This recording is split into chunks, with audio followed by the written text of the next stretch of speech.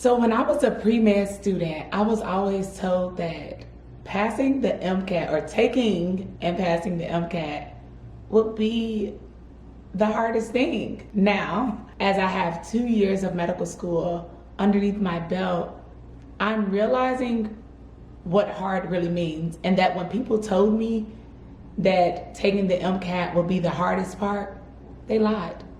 And I don't know why they gave me that or such horrible information, but they were wrong. And I am here to tell you the truth. So yeah, let's get into that.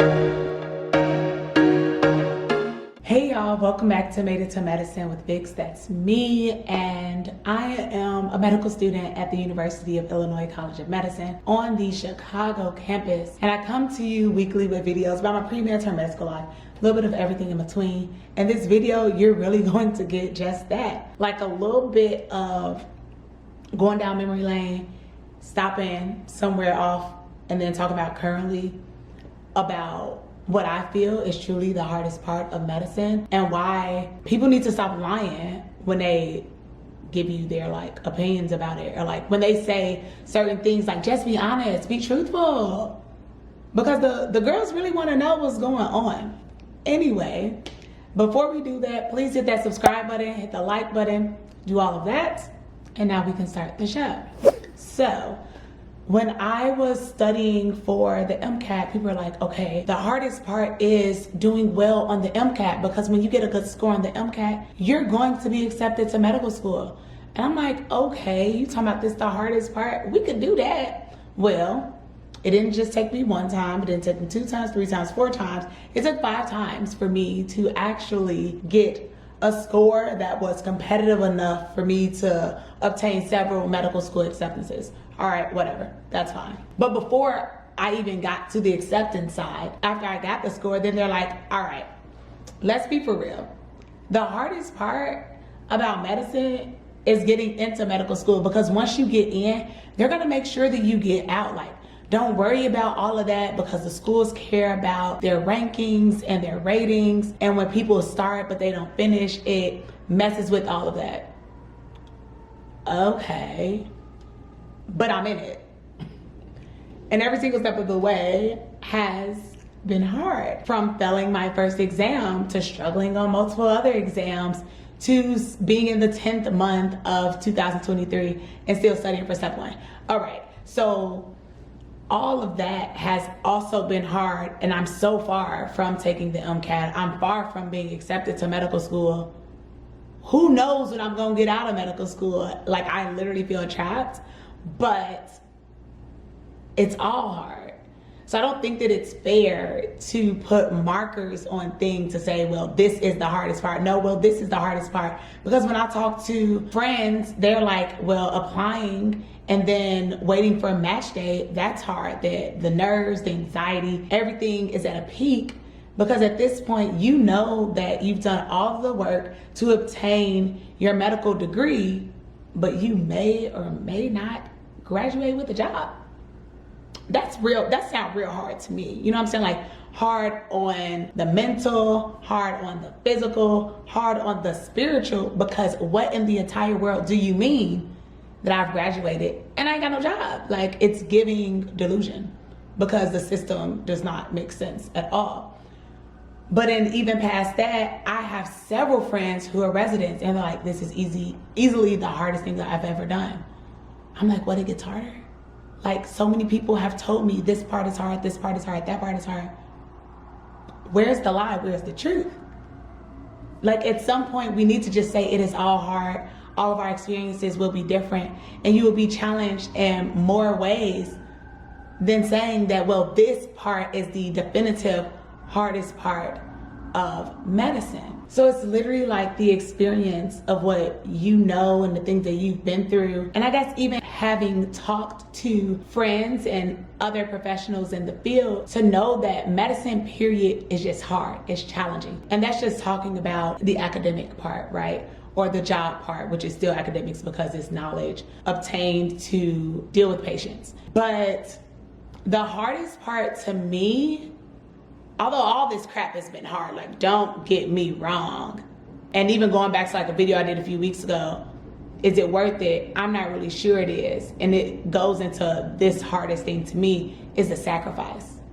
The level of sacrifice that you have to put into medicine and the level of support that you need from other people and you're not sure whether you'll get it or not makes it extremely difficult and even harder than it naturally or innately is, because so much is going to happen, so much is going to be brought up last minute or just on the fly or with your regular daily routine, and then you're sacrificing real life. Like I previously told y'all, I forgot that my birthday was even coming up. And if you know me, you know that birthdays are a national freaking holiday to me, okay? Like my birthday is a big deal every day. And if you're my friend, your birthday is a big deal on your day, because we are to celebrate life at all times and not take it for granted. But I got so caught up with studying for step one that I'm like, dang, my birthday is coming up. That's crazy. I'm not even about to celebrate it because I need to be studying. And I'm so happy I snapped out of that and took the time to celebrate, to spend time with the ones that I love, because life is very precious. It is very valuable. And medicine will make you lose track of all those other things that are important to you, that you truly love and adore, because of the demand and because of the way that you feel like if you're not doing medicine in that moment, that you're doing life wrong. And I'm here to say that that is wrong, and that's the wrong way to think. Like I was talking to my best friend earlier and saying like, I want to live. Like I don't want to just exist anymore. And I feel like for so long being a pre-med student to like grinding it out in the mud, trying to get to where I am today, I was just like existing. Trying to exist as a Black pre-med student on the Northwestern campus, trying to exist in the 3 different post-bac programs that I did, trying to exist as a medical student, constantly telling friends that I can't do this, I can't do that. I've missed weddings, I've missed bachelorette parties, I've missed birthdays, like I've missed celebrations. I've missed out on life because of medicine. And it's like, if I'm saying that this is something that I really, really have wanted my entire life, granted, I ain't really know nothing about medicine. I just saw, you know, growing up, they tell you like there are a few things that you aspire to do or be, and that's a doctor, a lawyer, or a teacher. That's really all that I knew of, and I was like, well, I don't want to be a lawyer or a teacher, so I want to be a doctor. So I didn't really know. Like now I have more of a clear-cut idea of what my future could look like. But even so, if I'm saying that that's what I want, what is it if I'm not happy? What is it if I don't know peace, if I don't know joy, if I don't know life with the people around me, if I don't know celebrations, if I only know first aid or the notes that are on my computer, and I can properly diagnose while reading URL questions, I'm just existing. And who wants to exist and look up and be like, oh wow, medical school flew by and wow, I missed out on so much, that's crazy, but yeah, I'm a doctor. I mean, like, what is that? What does it really mean? You know what I'm saying? Like, to me, that's wasteful and quite meaningless.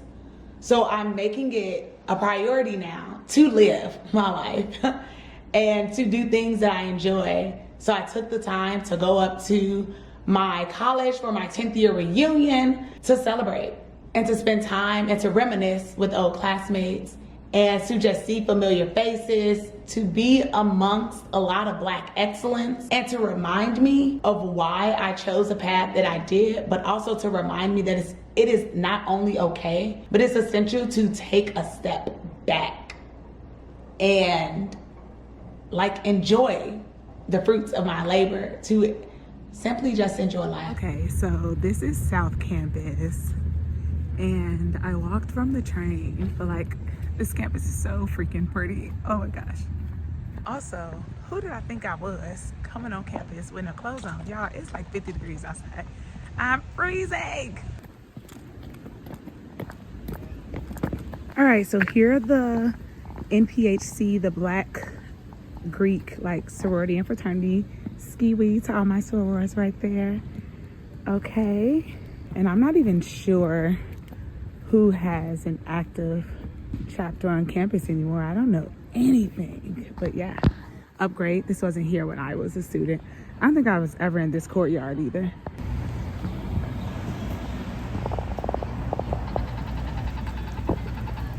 I worked at the Student Center all 4 years of college.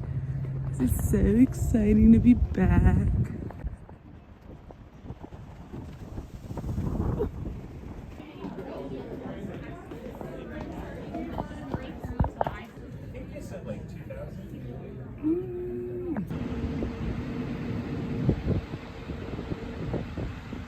It's so cute. Oh, look at the black house. Leaving the black house. We look real black out here too. Wait a minute. Okay, that's better. Okay.